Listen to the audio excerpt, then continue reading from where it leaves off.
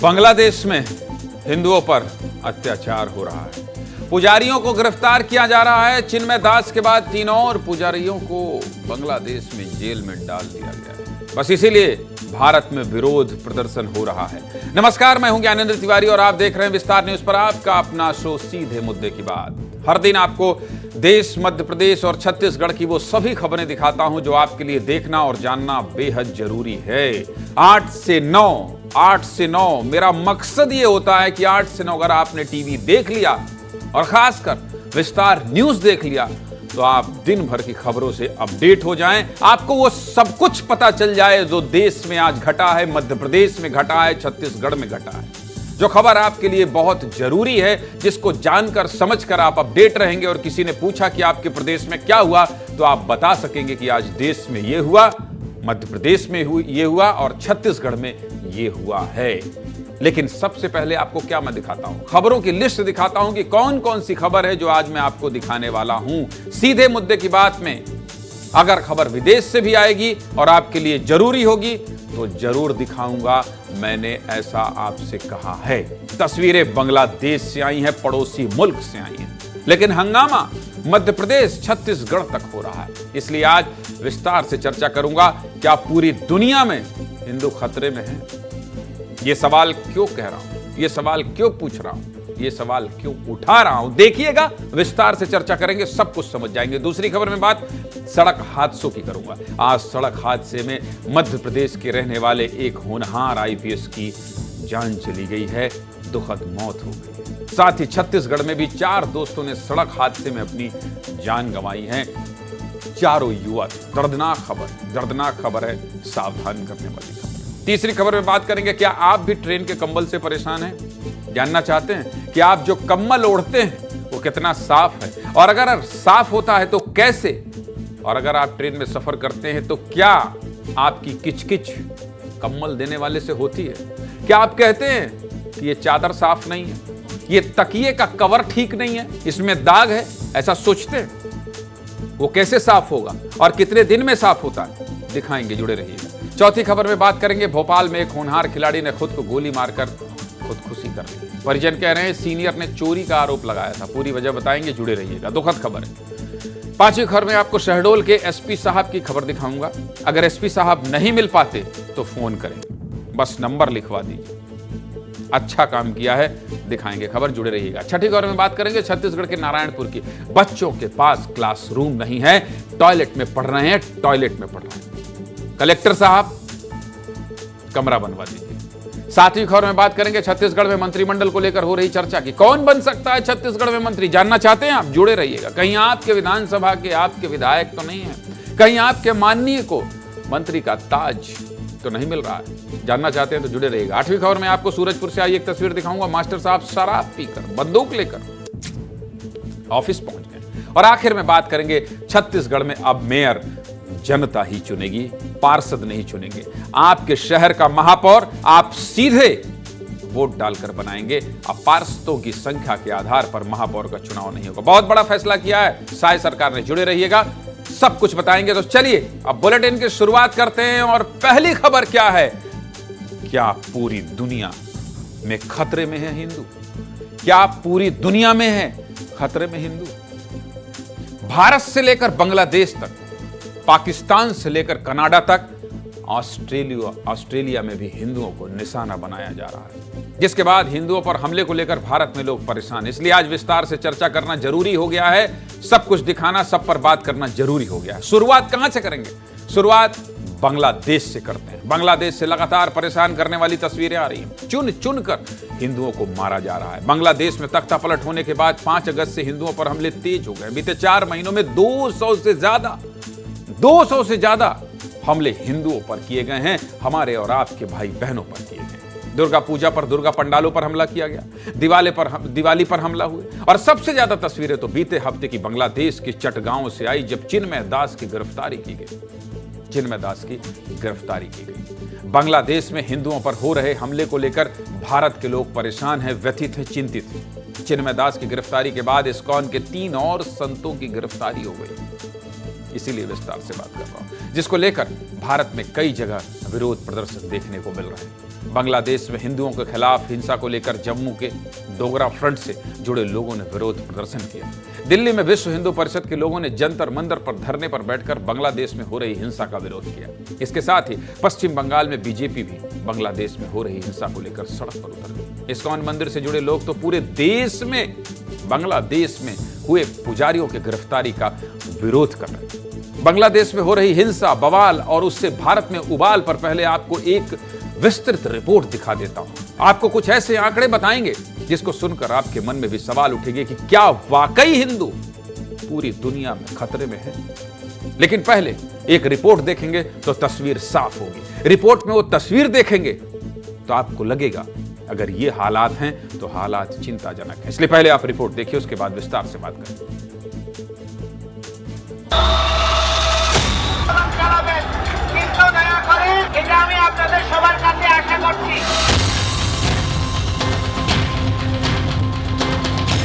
अगर वहां हिंदू नहीं बचेंगे तो मुस्लिम भी नहीं बचेंगे।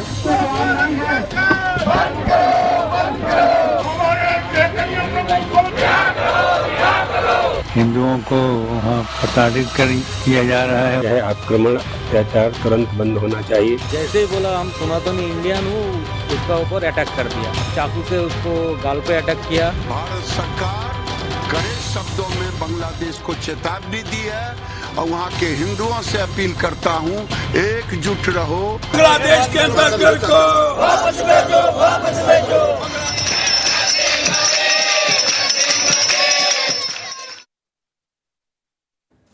पहले तो हिंदुओं से बर्बरता की गई, फिर जब बांग्लादेश के संतों ने इसका विरोध किया, पुजारियों ने आवाज उठाई, तो सबसे पहले चिन्मय कृष्णदास को गिरफ्तार किया गया और अब इस्कॉन से जुड़े 3 और पुजारियों को गिरफ्तार कर लिया गया। मतलब कुल मिलाकर 26 नवंबर से अब तक बांग्लादेश में 4 पुजारियों की गिरफ्तारी हुई है।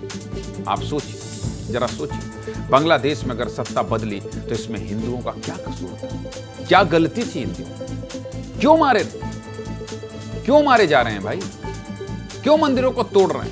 ये सब करने से ये सब करने के पीछे पूरी दुनिया में कट्टरपंथी सोच है, याद रखिएगा। यही वजह है कि जब भी बांग्लादेश में कोई भी बदलाव हुआ है, शिकार हिंदू ही हुए हैं, हिंदू ही हुए हैं। ये मैं क्यों कह रहा हूं? देखिए इसका आंकड़ों पर बात करता हूं। सबसे पहले बात साल 1971 की कर लेते हैं। इसी साल पूर्वी पाकिस्तान से अलग होकर एक नया देश बांग्लादेश बना। जब बांग्लादेश की नींव रखी गई तब भी हिंदुओं का नरसंहार किया गया था, तब भी हिंदुओं पर अत्याचार किया गया था। इसके बाद साल 1975 में बांग्लादेश में सैन्य तख्तापलट हुआ। इस बदलाव का खामियाजा भी हिंदुओं को ही उठाना पड़ा। फिर से हिंदुओं का कत्लेआम हुआ। इसके बाद साल 2001 की बात कर लेते हैं। तब खालिदा जिया की पार्टी जीतकर सत्ता में आई, तब भी हिंदुओं पर खूब अत्याचार हुआ। उस दौरान भी हिंदुओं पर खूब अत्याचार हुआ। फिर साल 2013 में जब युद्ध अपराधों के लिए जमात के कट्टरपंथियों को फांसी हुई, तब भी हिंदुओं पर हमले हुए।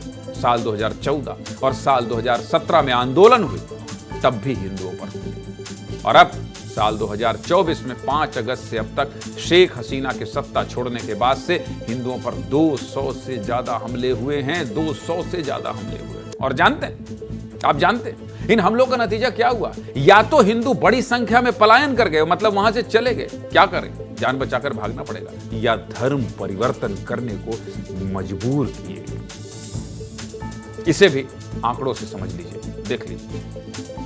विभाजन के बाद साल 1951 में पूर्वी पाकिस्तान जो अब बांग्लादेश है, वहां हिंदुओं की आबादी 22% थी, जो साल 1974 में गिरकर 13.5% के करीब हो गई है। और अब साल 2023 के आंकड़ों के मुताबिक बांग्लादेश में हिंदुओं की आबादी सिर्फ 7.5% ही रह गई है। मतलब समझ रहे हैं बंटवारे का नतीजा क्या हुआ बांग्लादेश में?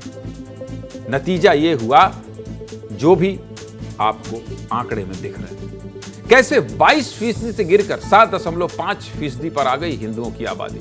सिर्फ बांग्लादेश ही नहीं, पाकिस्तान के भी आंकड़े देख लीजिए। पाकिस्तान में भी विभाजन के बाद से ही हिंदुओं की आबादी में लगातार गिरावट देखी गई है। साल 1951 में पाकिस्तान में हिंदू आबादी 13% थी, जो साल 2024 में घटकर 1.61% हो गई है। 1.6। तस्वीर देख लीजिए। और इसके पीछे भी बड़ी वजह हिंदुओं पर हो रहे हमले और पाकिस्तान में जबरन धर्मांतरण है, जिसकी वजह से लगातार हिंदुओं की आबादी में गिरावट देखी गई है। ऐसा नहीं है कि हिंदुओं पर हमले सिर्फ बांग्लादेश और पाकिस्तान में हुए। कनाडा, ऑस्ट्रेलिया में भी हिंदू मंदिरों को निशाना बनाया गया, तोड़फोड़ की गई है। कट्टरपंथियों ने कई जगह मंदिरों में तोड़फोड़ की है। अक्टूबर में ऑस्ट्रेलिया में हुए हमले में मंदिरों में तोड़फोड़ करके कट्टरपंथी दान पेटी भी उठा ले गए। कनाडा में खालिस्तानियों ने हिंदुओं पर हमला किया, जिसके बाद हिंदू सड़क पर आ गए और एक साथ हुंकार भरी, क्या बटोगे तो कटो। सुन लीजिए, कनाडा से आवाज आई है, सुनिए।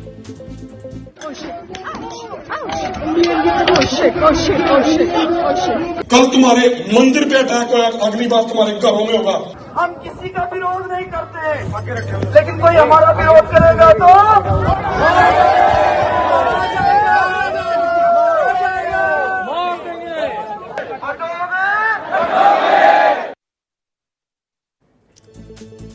ये जो नारा है बटोगे तो कटोगे, ये भारत नहीं विदेश की धरती पर दिया जा रहा था। विदेश की धरती पर जब विदेश में हिंदुओं पर कट्टरपंथियों ने आक्रमण किया तो पुजारियों ने हिंदुओं को एकजुट करने की हुंकार भरी, और ये हुंकार सबसे पहले भारत से भरी गई। जब बांग्लादेश में हिंदुओं पर अगस्त में हिंसा शुरू हुई तो यूपी के मुख्यमंत्री योगी आदित्यनाथ ने कह दिया, बटोगे तो कटोगे, एक रहोगे तो नेक रहोगे। इसके बाद प्रधानमंत्री मोदी ने भी एक रहोगे तो सेफ रहोगे की बात कही, और संघ प्रमुख मोहन भागवत ने भी हिंदुओं को एकजुट करने का संदेश दिया। रिपोर्ट देखिए, समझ जाइए। बटेंगे तो कटेंगे। अगर हम बटेंगे तो बांटने वाले महफिल सजाएंगे। संगठित समाज का बल चाहिए, उसी की साधना राष्ट्रीय स्वयंसेवक संघ करता है। बटेंगे तो कटेंगे। जातियों में बांटेगा तब हारेगा, एक रहेगा तो सेफ रहेगा। बस इसीलिए भारत में साधु संत परेशान हैं, संघ प्रमुख मोहन भागवत परेशान हैं और बार बार देश को एक रहोगे तो सेफ रहोगे का संदेश दे रहे हैं। पाकिस्तान के आंकड़े बता दिए, बांग्लादेश के आंकड़े बता दिए, अब आपको भारत के भी आंकड़े बता देते हैं। भारत हिंदू मुस्लिम आबादी का कूड़ा गणित क्या चल रहा है भारत में, देख लीजिए, स्क्रीन को देखिए और समझिए। प्रधानमंत्री आर्थिक सलाहकार परिषद की रिपोर्ट में एक आंकड़ा, एक बहुत बड़ा आंकड़े के आधार पर खुलासा हुआ है। सरकारी पैनल ने 65 साल की स्टडी की है। यह स्टडी 1950 से लेकर 2015 तक किया गया, जिसके मुताबिक भारत में हिंदुओं की आबादी में 7.82% की गिरावट आई है और मुसलमानों की संख्या में 43.15% बढ़ोतरी हुई है। हिंदू आबादी 1950 में 84.68% थी, जो 2015 में करीब 7% गिरकर 78.6% रह गई है, जबकि मुस्लिम आबादी साल 1950 में 9.84 थी, जो 43% बढ़कर 2015 में 14.9% पर पहुंच गई है। और इसी रिपोर्ट में यह भी बताया गया है कि हिंदुओं की आबादी सिर्फ भारत में ही कम नहीं हुई है, नेपाल और म्यांमार में भी हिंदुओं की आबादी घटी है। म्यांमार में तो 10% तक कम हो गई है हिंदुओं की आबादी। दुनिया भर में हिंदुओं की घटती आबादी बस इसीलिए चिंता का विषय बन गई। समझ गए आप पूरी कहानी? अब बांग्लादेश में हिंदुओं पर अत्याचार हो रहा है तो भारत में हिंदू संगठन गुस्से में है। बांग्लादेश में हिंदुओं पर हो रहे हमले को लेकर कल पूरे छत्तीसगढ़ में आ गया ना, मध्य प्रदेश छत्तीसगढ़ कनेक्शन, छत्तीसगढ़ में हिंदूवादी संगठन प्रदर्शन करने की तैयारी कर रहे हैं। 4 दिसंबर को भोपाल में हिंदूवादी संगठनों ने विरोध प्रदर्शन की तैयारी की है। छत्तीसगढ़ में क्या तैयारी, इसको लेकर दक्षिण कौशल के पीठाधीश्वर राजीव लोचन महाराज कुछ बता रहे हैं, सुन लीजिए। ये प्रदर्शन पूरे ही उत्साह के साथ, जोश के साथ और एक समग्रता के साथ यहाँ पर किया जाएगा। सुबह से लेकर के ये प्रदर्शन प्रारंभ होगा। अलग अलग जगहों में अलग अलग हिसाब से प्रदर्शन की टोली बनाई गई है, उनके द्वारा प्राप्त कर सकते। कहीं विरोध की तैयारी है, कहीं विरोध की तैयारी है तो कहीं सियासत जारी है। अब बांग्लादेश के मुद्दे पर देश में राजनीति भी गर्म हो गई है। अचानक विपक्ष बांग्लादेश के मुद्दे पर एक्टिव हो गया है। विपक्ष ने बांग्लादेश के मुद्दे पर सरकार से सदन में चर्चा की मांग की है। ममता बनर्जी ने केंद्र से शांति के लिए यूएन से मदद लेने की अपील की है। इसी बीच मोहन भागवत का जनसंख्या वाला बयान खूब चर्चा में है कि 2 नहीं 3 बच्चे पैदा करने चाहिए। सुनिए। संख्येचा उल्लेख झाला, जनसंख्या कमी होते फार चिंता आहे, चिंतेचा विषय आहे. याचं कारण ते शास्त्र, लोकसंख्या शास्त्र जे आधुनिक ते असं सांगतं की 2.1च्या खाली जायला लागलो तर तो समाजच नष्ट होतो. पृथ्वीच्या पाठीवर तो राहत नाही. कोणी त्याला मारेल असं नाही. तो काही नसलं संकट तरी तो समाज नष्ट होतो, पुढे चालत नाही. अनेक भाषा अशा नष्ट झाल्या, अनेक समाज असे नष्ट झाले. 2.1च्या खाली येतं का आपल्या देशाची जनसंख्या नीती. मोहन भागवत के बयान पर ओवैसी ने भी अब पलटवार किया है, मतलब राजनीति गर्मा गई है और ओवैसी बोल रहे हैं तो आप समझिए कि मामला कहां तक जा रहा है. सुनिए. तो हम मोहन भागवत जी से पूछना चाह रहे हैं कि बच्चे पैदा करने के लिए वो क्या लोगों को देंगे, क्या कुछ देंगे? अकाउंट में डालेंगे 1500 रुपए, जो बच्चे ज्यादा पैदा करेगा उसको 1500 बढ़ के मिलेंगे? नहीं, औलाद पैदा करो वो स्कीम निकालेंगे क्या? सीधे मुद्दे की बात यही है कि बांग्लादेश में हिंदुओं पर अत्याचार हो रहा है. जो भी मदद करे लेकिन जल्द से जल्द इसे रोका जाना चाहिए. इतने विस्तार से ये खबर आपको क्यों दिखा रहा हूं?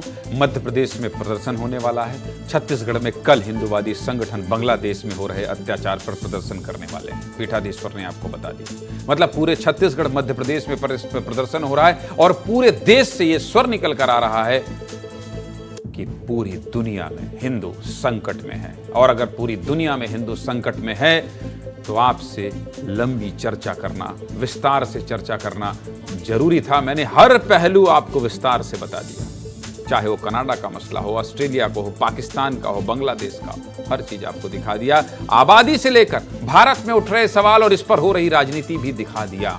आगे बढ़ने दीजिए, कुछ और होगा तो आपको जरूर बताऊंगा. चलिए आगे बढ़ते हैं. और अगली खबर क्या है? अगली खबर क्या है? क्या ट्रेन के कंबल से परेशान हैं आप लोग? ईमानदारी से बताइएगा, ईमानदारी से बताइएगा. जब आप जाते हैं और कंबल आपको देता है लाके, वहां जो केयर टेकर होता है जो बोगी का, वो लाके देता है, तो आप जैसे ही फाड़ते हैं उसका पैकेट तो देखते हैं कि नहीं ध्यान से कि व्हाइट वाले में कहीं दाग तो नहीं लगा. ईमानदारी से बताइएगा. मैं तो देखता हूं, मैं देखता हूं, आप भी देखते होंगे. फिर चादर नीचे वाले का देखते हैं, ये वाले नीचे वाले का साफ है कि नहीं है. इसका ज्यादा साफ है और अपना थोड़ा गड़बड़ है तो अपन फिर वो जाते हैं उसके पास, ये गड़बड़ है, ये ठीक नहीं है. कई बार जैसे ही ओढ़ते हैं स्मेल आती है, ये ठीक नहीं है. कितने लोग ओढ़े होंगे ये भी दिमाग में आता है. आता है कि नहीं आता है? मेरे तो आता है, मेरे आता है, इसलिए मैं आपसे पूछ रहा हूं. आप लोग ट्रेन में सफर करते होंगे, कुछ लोग एसी में भी सफर करते होंगे, लेकिन ट्रेन के एसी में मिलने वाले कंबल और चादर को लेकर मन में हमेशा ही टेंशन रहती है कि पता नहीं कब धुला होगा, कब धोया होगा, अच्छे से धुला भी होगा या नहीं.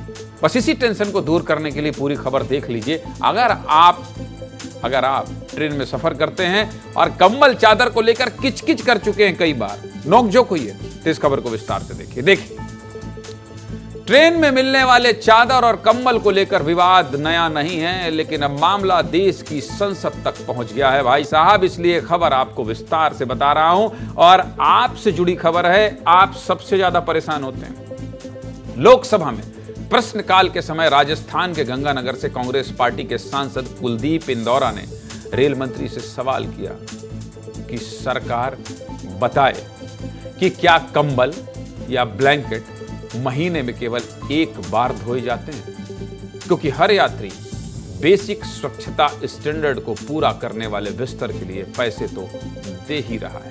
बस इसी सवाल के जवाब में रेल मंत्री अश्विनी वैष्णव ने लोकसभा में कहा कि रेल यात्रियों को दिए जाने वाले कंबलों को महीने में कम से कम एक बार, ध्यान से सुन लीजिए, एक बार धोया जाता है. और रजाई कवर के रूप में उपयोग के लिए बेडरोल किट में एक अतिरिक्त बेडशीट भी प्रदान की जाती है, यानी कि चादर और तकिया का कवर हर यूज के बाद धोया जाता है. स्पष्ट जान लीजिए. कई बार इसमें बात हुई, लेकिन मैं जो बता रहा हूं वो विस्तार से बता रहा हूं. बस इसी जवाब के बाद चादर और कंबल की बहस ने नया रूप ले लिया. इस खबर पर आगे बढ़ूं उससे पहले आपको बता दूं कि 2010 के पहले कंबल की धुलाई हर 3 महीने में एक बार होती थी, जबकि 2016 के बाद नियम बदला गया और अब 2016 के बाद से कंबल की धुलाई महीने में एक बार होती है. 1 महीने में एक बार. ट्रेन में आपको मिलने वाली चादर और कंबल की धुलाई कैसे होती है, कहां धुला जाता है, कौन धोता है, ये सब भी तो आपके मन में सवाल होगा. ये सब जानने के लिए पता है विस्तार न्यूज के हमारे सहयोगी विवेक पांडे राजधानी भोपाल की रेलवे लॉन्ड्री पहुंच गए. रेलवे के अधिकारियों ने बताया कि भोपाल जंक्शन और रानी कमलापति स्टेशन से चलने वाली 14 ट्रेनों में करीब 6000 कंबल और 8000 चादर की रोजाना डिमांड होती है, जो कि भोपाल की रेलवे लॉन्ड्री में ही तैयार किए जाते हैं। ये सब कैसे होता है और लगभग कितना खर्च आता है, ये बता रहे हैं भोपाल रेलवे के अधिकारी। सुन लीजिए।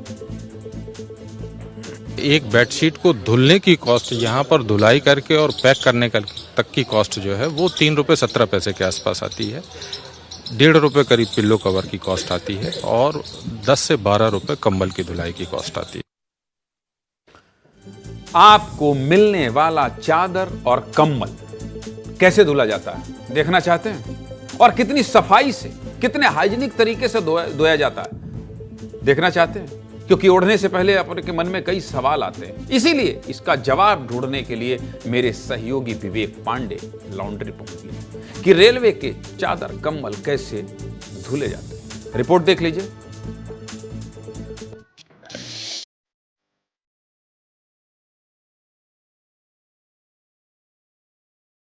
लोगों के लिए जानना जरूरी कि रेलवे कैसे पेट्रोल खासतौर पे साफ करता है। बेडशीट पिलो कवर जिनको हम डेली बेसिस वॉश करते हैं, आपके सामने वॉशिंग मशीन चल रही है, सब वॉश किया जाता है।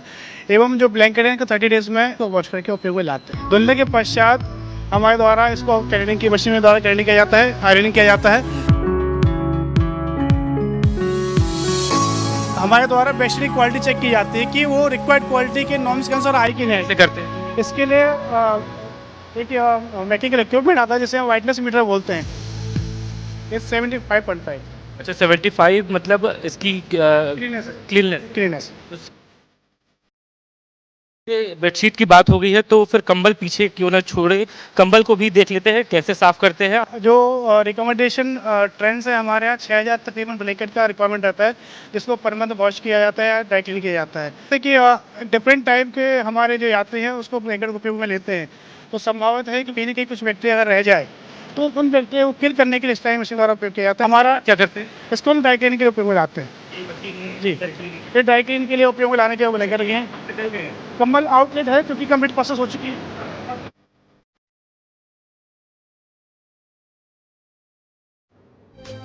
आपके मन में सवाल होगा, आपको चादर और कंबल ओढ़ना और बिछाना होगा, संसद में इसकी चर्चा होगी, पैसा देते हैं आप तो खबर भी विस्तार से दिखाना होगा। देख लिया आपने कि आपको मिलने वाला चादर और कंबल कैसे धुला जाता है। अब यात्रियों से जुड़ी खबर है तो यात्रियों से बात करना भी तो जरूरी है। यात्रियों को इस पूरे मामले पर क्या कहना है यात्रियों का, यह भी सुन लीजिए। सुनिए।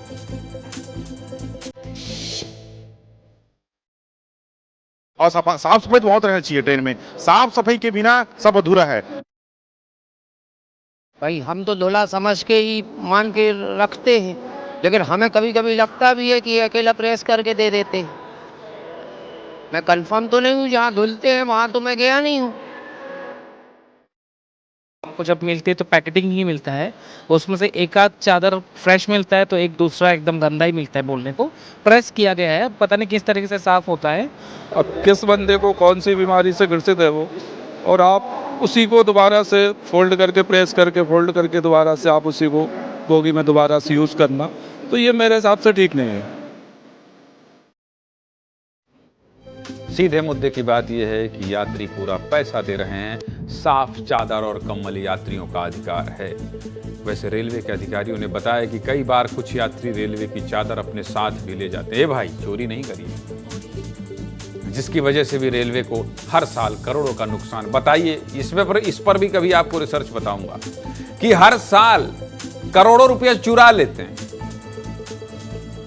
ये भी जो है ना, भारतीय परंपरा जो है, नहीं करना है भाई, नहीं करना है। करोड़ों रुपए का चादर ही चुरा ले रहा है देश, बताइए। इसीलिए जो बाथरूम में एक कप वो डिब्बा रहता है उसको जंजीर से आजादी नहीं मिल पाती। काम वंदे भारत की ओर चले जा रहे हैं, समझ रहे हैं आप। टॉयलेट में जो एक रहता है ना, नहीं हैंड वॉश नहीं, अरे वो रहता है भाई, हाँ एक मग रहता है, उसको जंजीर से आजादी पर भी बहुत कहानी। नहीं, चादर वादर नहीं चोरी करना है, देश के प्रति ईमानदार रहना है। तो भाई ऐसा मत करिए। आपसे जुड़ी खबर थी इसलिए विस्तार से बता दिया। आपके मन में जो सवाल थे ना कि कब धुलते हैं, कैसे धुलते हैं, संसद में बहस चल रही है, यात्रियों से आपसे जुड़ा मामला था, इसलिए पूरी खबर पर विस्तार से बात करना जरूरी था। अगली खबर पर बढ़ते हैं। अगली खबर कौन सी है? होनहार खिलाड़ी को खुद को गोली क्यों मारनी पड़ी बताइए। ये तो प्यारा बच्चा लग रहा है, ये बच्चा लग रहा है। सोमवार सुबह सुबह राजधानी भोपाल से एक बुरी खबर आई, दुखद खबर आई। खबर एक शूटिंग खिलाड़ी के सुसाइड करने की थी। शूटिंग एकेडमी में भी खिलाड़ी ने खुद को गोली मारकर सुसाइड किया। खिलाड़ी की उम्र मात्र 17 साल थी। 17 साल का एक बच्चा, 17 साल का एक बच्चा अपनी जान दे दिया। क्यों? क्या है इसके पीछे की वजह? इसलिए आज इस खबर पर विस्तार से बात करना जरूरी है। किसी के घर का चिराग इस तरह से बुझ गया है, विस्तार से खबर दिखाना जरूरी है। मध्य प्रदेश की राजधानी भोपाल की स्टेट शूटिंग एकेडमी में ट्रेनिंग ले रहे नाबालिग शूटर यथार्थ ने खुद को गोली मारकर सुसाइड कर लिया। घटना रविवार शाम 5 बजे की है, जब शूटर यथार्थ ने सोफे पर बैठने के बाद 12 बोर की शॉटगन से छाती में गोली मार ली। घटना का सीसीटीवी भी सामने आया है, लेकिन यथार्थ के घर वालों ने यह निवेदन किया है वीडियो सार्वजनिक ना किया जाए, इसलिए हम आपको सीसीटीवी नहीं दिखा रहे। मां बाप नहीं चाहेंगे, बिल्कुल नहीं चाहेंगे कि उनके कलेजे के टुकड़े का वीडियो इस तरह से लोगों के बीच वायरल।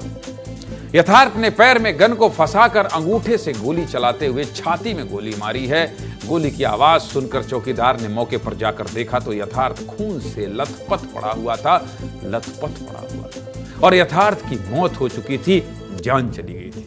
पुलिस ने मौके पर पहुंचकर यथार्थ के शव को पोस्टमार्टम के लिए भेज दिया। पुलिस का पूरे मामले पर क्या कहना है पहले सुन लीजिए, फिर आगे की बात करो। सुनिए।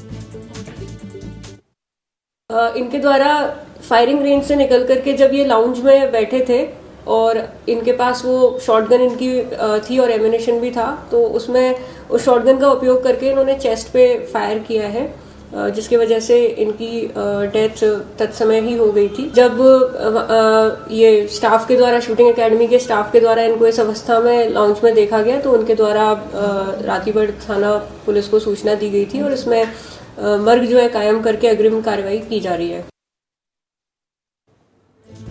इस घटना की जानकारी मिलने के बाद मध्य प्रदेश के खेल मंत्री विश्वास सारंग रात में ही शूटिंग एकेडमी पहुंचना भी था एक जिम्मेदार मंत्री और विधायक। विश्वास सारंग ने एकेडमी के स्टाफ और कोच से बात की। रात को मृतक यथार्थ के परिजन भी एकेडमी पहुंच गए। अब सवाल यही है कि आखिर ऐसा क्या हुआ कि नाबालिग शूटर को सुसाइड करना पड़ा। घर वालों का आरोप है कि यथार्थ का सीनियर से विवाद हुआ था। घर वालों का कहना है कि यथार्थ पर सीनियर की गाड़ी से 40,000 रुपए चोरी का आरोप लगा था। यथार्थ ने घर वालों को बताया था कि उसने चोरी नहीं की है, उसे झूठा फंसाया जा रहा है। जिसके बाद घर वालों ने यथार्थ को समझाया था, लेकिन जब तक यथार्थ के घर वाले भोपाल आ पाते, यथार्थ ने सुसाइड कर लिया। सीधे मुद्दे की बात यह है कि कारण चाहे जो भी हो, लेकिन प्रतिभावान खिलाड़ी को ऐसे नहीं जाना था। ऐसे सुसाइड करना देश और राज्य के लिए बड़ा नुकसान है।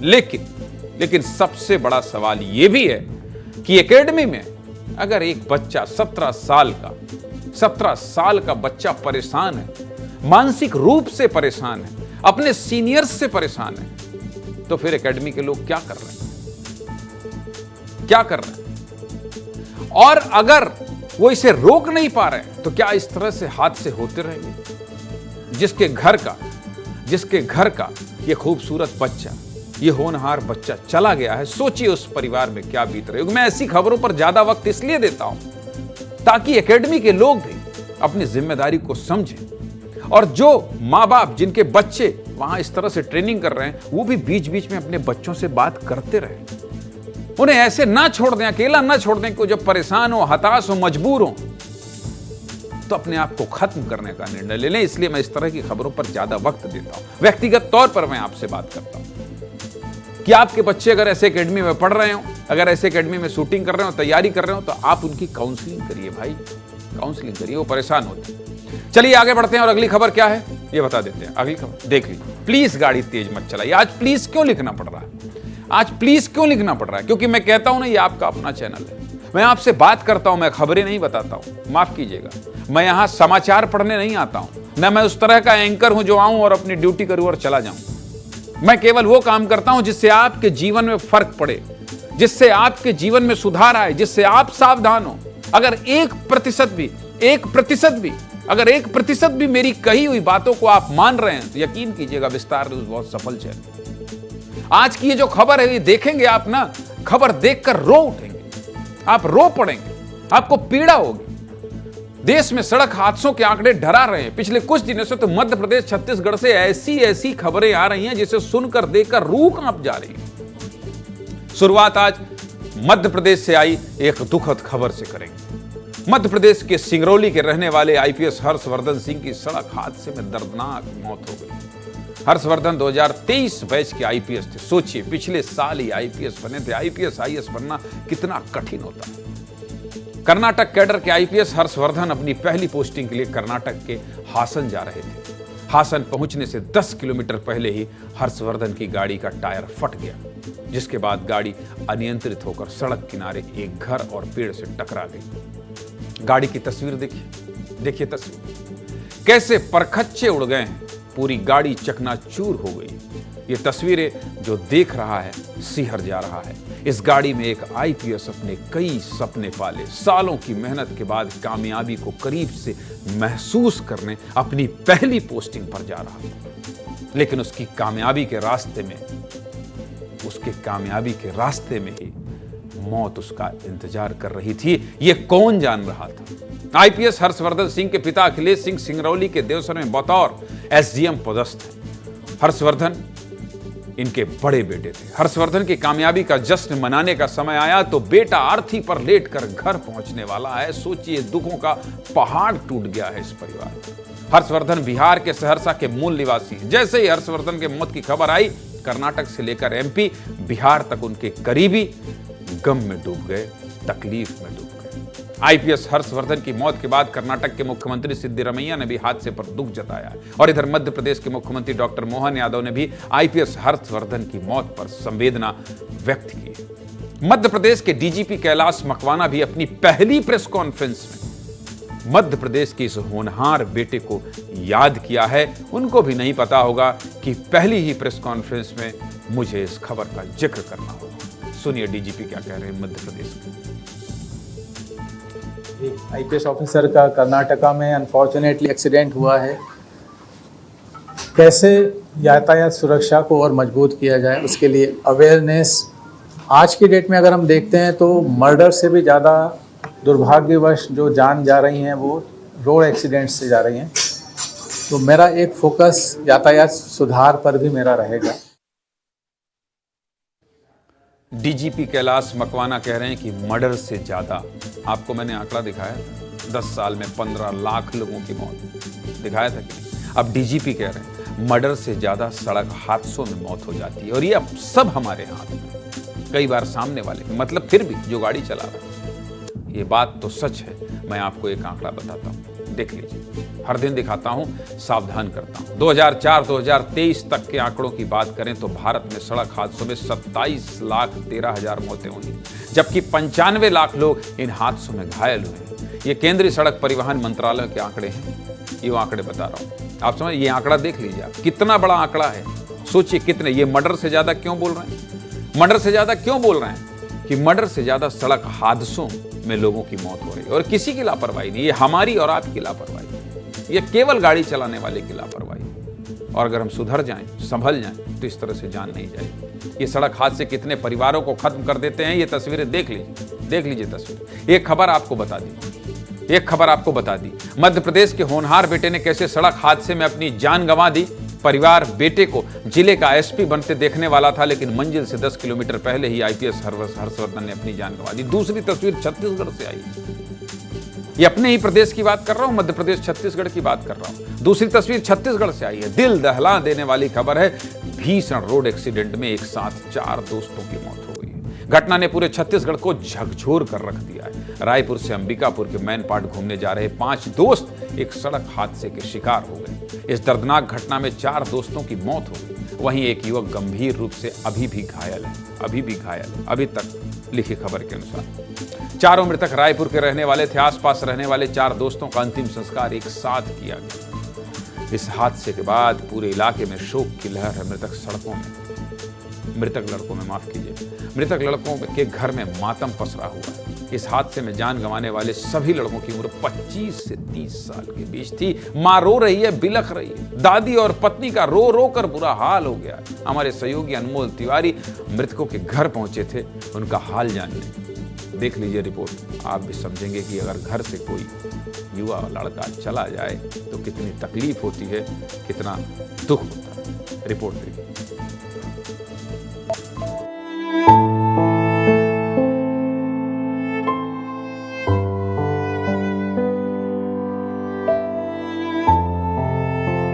शनिवार को घूमने के लिए निकले थे और रात को धुंध होने के कारण कार की जो भिड़ंत है वो ट्रक से हो गई और इसी में जो है कार जो है चकनाचूर हो गई।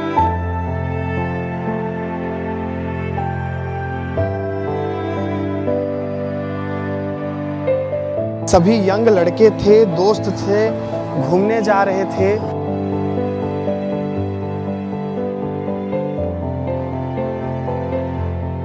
सभी अपने घरों से निकलकर इस यात्रा में शामिल हुए हैं और अंतिम विदाई दे रहे हैं। परिवार वालों का हाल जो है रो रो कर बुरा हुआ है और पूरा ये इलाका आज गमगीन है।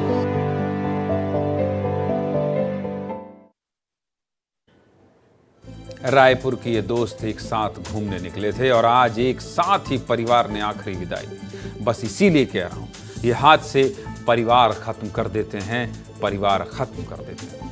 सोचिए, जिनकी शादी हो गई क्या गुजर रही होगी, जिनके बच्चे होंगे क्या गुजर रही होगी, और जिनके बच्चे ये होंगे क्या गुजर रही होगी। सोचिए, जब अपना कोई चला जाता है जीवन में कभी नहीं मिलता है, आप समझ गए, कभी नहीं मिलता और पूरा घर तबाह हो जाता है। और मैं हादसों की खबर क्यों प्राइम टाइम में दिखाता हूं?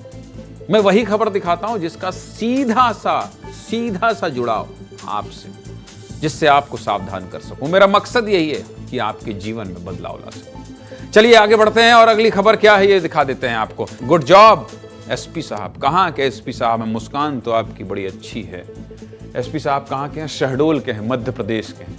इन्होंने क्या गुड जॉब किया है? जब भी कोई प्रशासनिक अधिकारी IAS IPS अच्छा काम करता है तो प्रमुखता से आपको खबर दिखाता हूं, और हां, अगर गड़बड़ करता है तो उतने ही डंके की चोट पर यह भी दिखाता हूं। मकसद एक ही होता है कि बाकी अधिकारी भी देखें और शायद समाज में कुछ अच्छा हो सके। और हां, जब कोई अधिकारी लापरवाही करता है तो उस अधिकारी की भी बराबर खबर दिखाता हूं।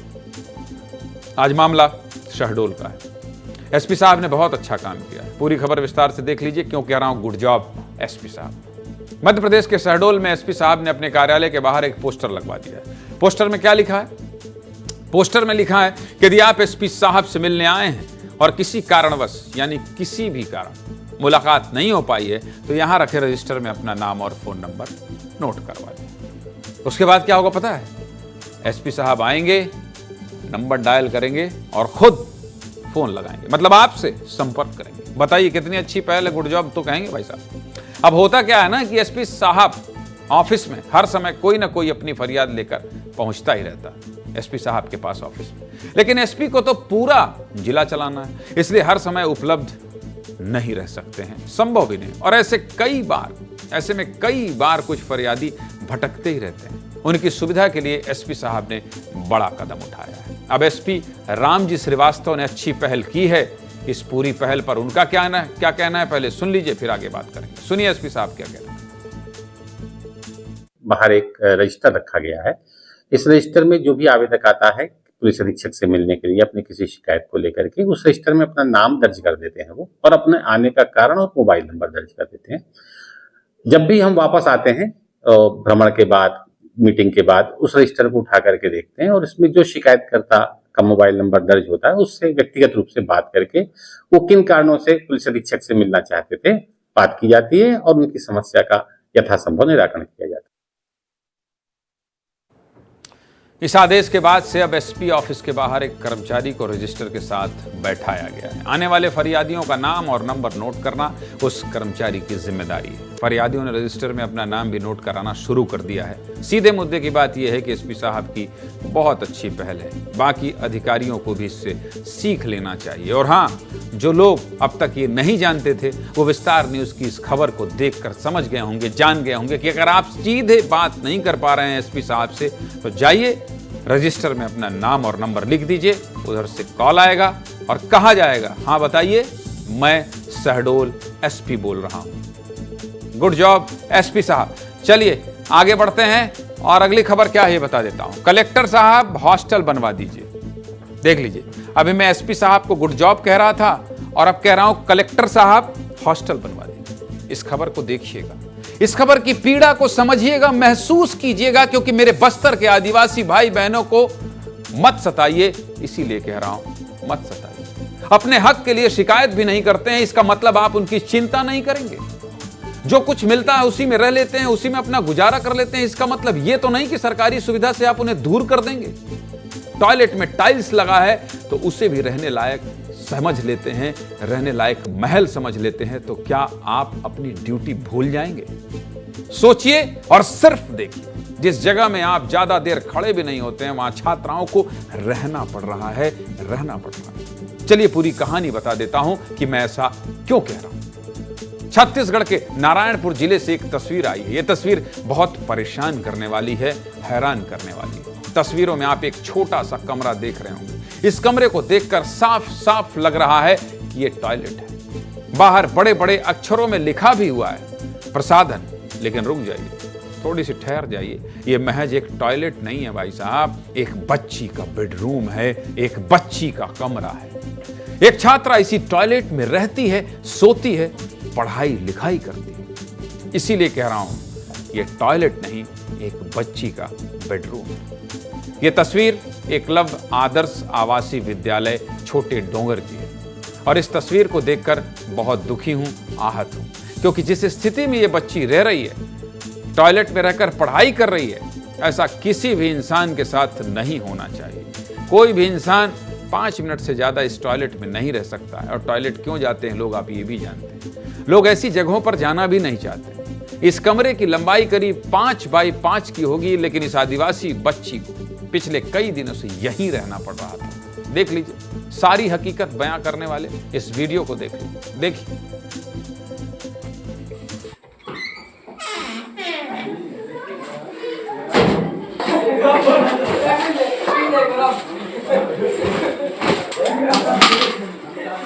अच्छा, उस कंबल को पूरा हटाना बोला।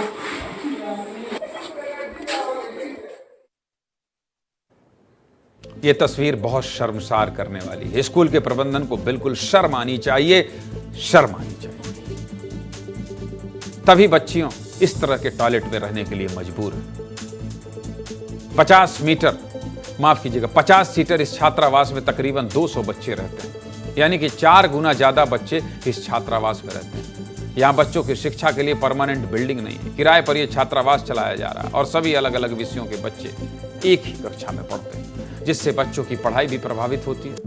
बच्चों के लिए पर्याप्त बाथरूम भी नहीं, जिसके चलते बच्चे बाहर नहाने के लिए मजबूर हैं। सर्दियों का मौसम आ गया है और फिर भी कई बच्चों के पास ओढ़ने के लिए कंबल नहीं। एक ही कमरे में 6 से 7 बच्चे रहते हैं और कुछ बच्चे स्टोर रूम में सोते हैं। अपनी इन समस्याओं को लेकर एकलव्य आदर्श आवासीय विद्यालय के बच्चे नारायणपुर कलेक्टर विपिन माझी के पास पहुंचे थे और उन्होंने अपनी समस्याओं के बारे में कलेक्टर को बताया था। आगे बताऊंगा, लेकिन पहले रिपोर्ट देखिए और बहुत कुछ समझिए, अंदाजा लगाइए। देखिए,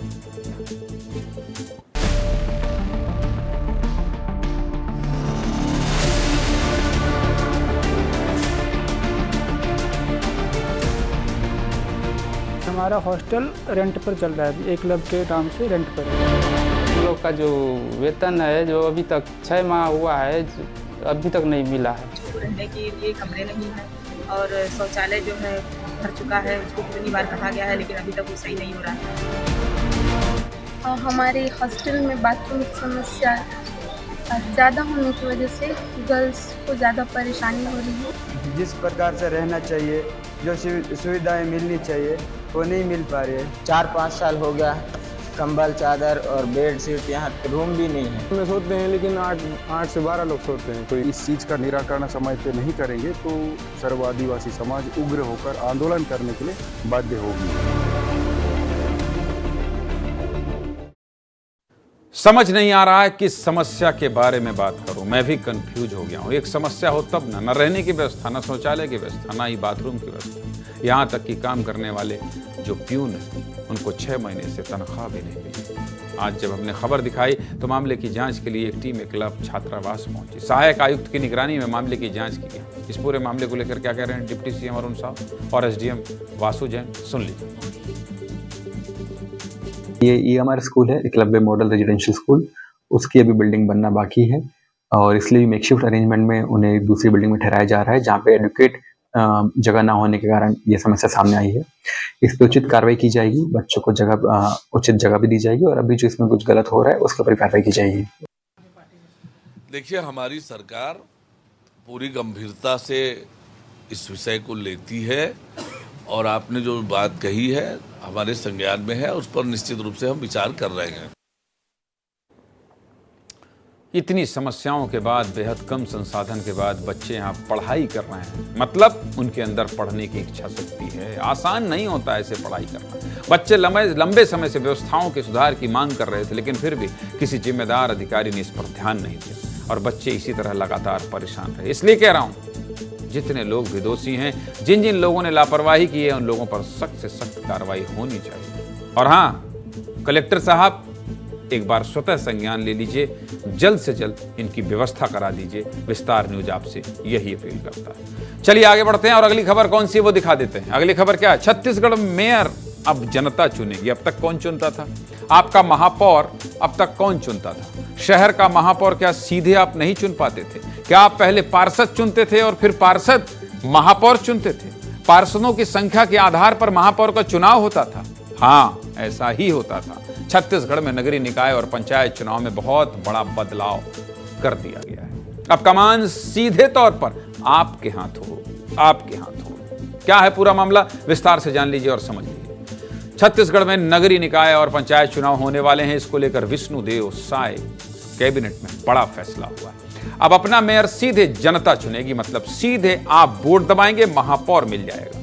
पहले आप क्या करते थे? वोट दबाते थे, पार्षद मिलता था। फिर पार्षदों की ज्यादा संख्या होने के आधार पर मेयर बनता था। चुनाव होने वाले हैं, इसलिए आपका वोट कीमती है। इसलिए इस खबर को आप ध्यान से देख लीजिए। बदलाव क्या हुआ है, कैसे हुआ, विस्तार से सब कुछ बता रहा हूं। मतलब मेयर का चुनाव अब प्रत्यक्ष प्रणाली से होने वाला है।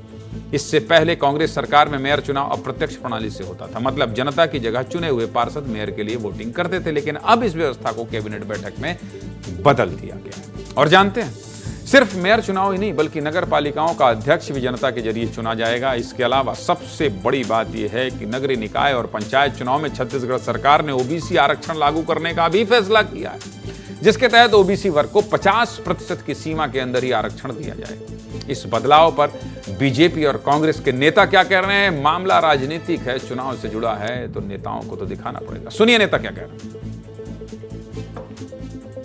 नगर पालिका और नगर पंचायत के अध्यक्षों का चुनाव प्रत्यक्ष प्रणाली से करने का निर्णय सरकार ने लिया है। भारतीय जनता पार्टी का चरित्र ही संविधान विरोधी रहा है, इसीलिए उसने महापौर और अध्यक्ष का चुनाव प्रत्यक्ष पद्धति से किया है। कांग्रेस संचार विभाग के प्रमुख सुशील आनंद शुक्ला के बयान से तो आप साफ समझ आ रहा है, इस फैसले से कांग्रेस पार्टी खुश नहीं है। आखिर क्यों खुश नहीं है, यह भी आपको समझा देता हूं। देखिए, दरअसल पिछले नगरीय निकाय चुनाव में कांग्रेस ने रिकॉर्ड कायम किया था। छत्तीसगढ़ में पहली बार सभी 14 नगर निगम में कांग्रेस के मेयर बने थे और तब अप्रत्यक्ष प्रणाली से चुनाव हुआ था, मतलब सीधे जनता वोट नहीं की थी, पार्षद मेयर बना रहे थे।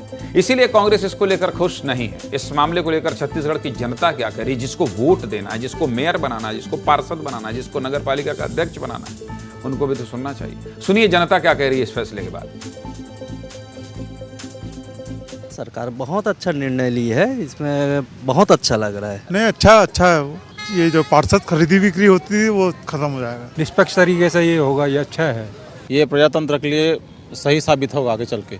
भाजपा सरकार का जो निर्णय हुआ है वह बहुत ही सराहनीय है और हम इनका समर्थन करते हैं। तो इस चीज़ के लिए मैं खुश हूँ। भारतीय जनता पार्टी की सरकार का बहुत अच्छा निर्णय है और इसमें जो योग्य व्यक्ति है वही चुन के आएगा। डायरेक्ट महापौर के ऊपर भी दबाव रहेगा कि भाई मेरे को पब्लिक ने चुना है। स्वागत योग्य है सरकार का फैसला। एक भी स्वर विरोध के सुनाई नहीं दी। नेता क्या कह रहे हैं आपको सुना दिया, जनता क्या कह रही है, आप क्या सोच रहे हैं ये भी बता दिया, और क्या क्या बदलाव हुआ है ये भी विस्तार से बता दिया है। और याद रखिएगा ये विस्तार न्यूज है, कोई भी फैसला सरकार करे आप तक सबसे पहले विस्तार न्यूज पहुंचता है। सबसे पहले आप तक विस्तार न्यूज किसी चैनल में, मध्य प्रदेश और छत्तीसगढ़ के किसी चैनल में आप जनता की राय देख लीजिए। सरकार कोई फैसला लेती है तो जनता से पूछा जाना चाहिए या नहीं पूछा जाना चाहिए, आपसे पूछा जाना चाहिए नहीं, आपके पास आना चाहिए या नहीं, आपकी राय होनी चाहिए या नहीं। आपकी राय हमने क्यों दिखाई, क्योंकि आप संतुष्ट हैं या नहीं, और सारी राय ये बता रही है कि आप संतुष्ट हैं। आगे बढ़ने दीजिए, चलिए आगे बढ़ते हैं। अगली खबर क्या है, यह खबर बहुत इंटरेस्टिंग है गुरु। छत्तीसगढ़ में कौन बन सकते हैं मंत्री, 4 चेहरे हैं, चारों दिग्गज हैं। अजय चंद्राकर दिख रहे हैं, माथे तिलक लगाए हुए, इस समय माथे में तिलक उलक चल रहा है। अमर अग्रवाल दिखाई दे रहे हैं आपको, राजेश मूणत जी हाथ जोड़े हुए दिखाई दे रहे हैं, और धर्मलाल कौशिक जी दिखाई दे रहे हैं। ये चारों बड़े नाम हैं छत्तीसगढ़ के। पिछले 2-3 दिनों में जिस तरीके से राजनीतिक गतिविधियां तेज हुई हैं छत्तीसगढ़ में, उससे लगता है कि छत्तीसगढ़ में कुछ तो बड़ा होने वाला है, कुछ तो बड़ा होने वाला है। सियासी गलियारों में भी यही चर्चा है कि कुछ बड़ा होने से पहले ही खिचड़ी पक रही है। ऐसा क्यों कह रहा हूं, सब कुछ विस्तार से जान लीजिए। चलिए सब कुछ आपको बता देता हूं। छत्तीसगढ़ में बीजेपी सरकार का 1 साल पूरा होने वाला है, 1 साल पूरा होने वाला है, और मंत्रिमंडल को 2 कुर्सियां अभी भी खाली है। मंत्रिमंडल को 2 मंत्री अभी मिलने वाले हैं। मेरे पास जो आता है उससे पूछता हूं मंत्री कौन बनेगा, कोई बताता नहीं है, क्योंकि उनको लगता है कि हम बने हुए हैं, बता के हमारी न कुर्सी चली जाए। इन दोनों कुर्सी पर कौन बैठेगा, इस पर तेजी से चर्चा चल रही है। छत्तीसगढ़ के उपचुनाव में रायपुर दक्षिण की सीट बीजेपी के खाते में गई है, जिसके बाद पहली बार के विधायक को हो या सीनियर बीजेपी विधायक, सभी मंत्री पद पर अपने नाम की पर्ची निकलवाने के लिए लगे हुए हैं। सूत्रों की माने तो पिछले 2 दिन बीजेपी ने लंबी चौड़ी बैठक की, जिसमें प्रदेश भर के पदाधिकारी शामिल हुए। इसके अलावा सबसे खास बैठक बीजेपी कोर ग्रुप की हुई। इस कोर ग्रुप की बैठक में मंत्री पद को लेकर भी चर्चा की गई। इस चर्चा के बाद प्रदेश प्रभारी नितिन नवीन अलग से वरिष्ठ नेताओं के साथ बैठे, जिसमें मुख्यमंत्री विष्णुदेव साय के साथ डिप्टी सीएम विजय शर्मा और अरुण साव और वित्त मंत्री ओपी चौधरी समेत अन्य नेता शामिल हुए। 1 दिसंबर को जब बीजेपी के प्रदेश कार्यालय में बैठक खत्म हुई तो मुख्यमंत्री विष्णुदेव साय, प्रदेश प्रभारी नितिन नवीन और कुछ मंत्री सीधे विधानसभा अध्यक्ष डॉक्टर रमन सिंह के घर गए, और वहां भी करीब 1.5 घंटे तक चर्चा हुई। अंदर की खबर है, विस्तार न्यूज बता रहा है आपको। फिर यहां से सभी नेता कहां पहुंचे, सीधे मुख्यमंत्री निवास पहुंचे, और वहां रात के खाने के साथ साथ मंत्री पद की चर्चा हुई। जब बड़े नेता मुख्यमंत्री निवास में खाना खाएं तो केवल खाना नहीं खाते हैं, आप समझ रहे हैं, खाना खाने के साथ बहुत महत्वपूर्ण चर्चा भी होती है। इस मंत्री पद की चर्चा आज इसलिए और तेज हो गई क्योंकि मुख्यमंत्री विष्णुदेव साय पहले राज्यपाल रमेश डेका से मिले, फिर विभागीय कामकाज के बाद शाम को एक और कैबिनेट बैठक हुई।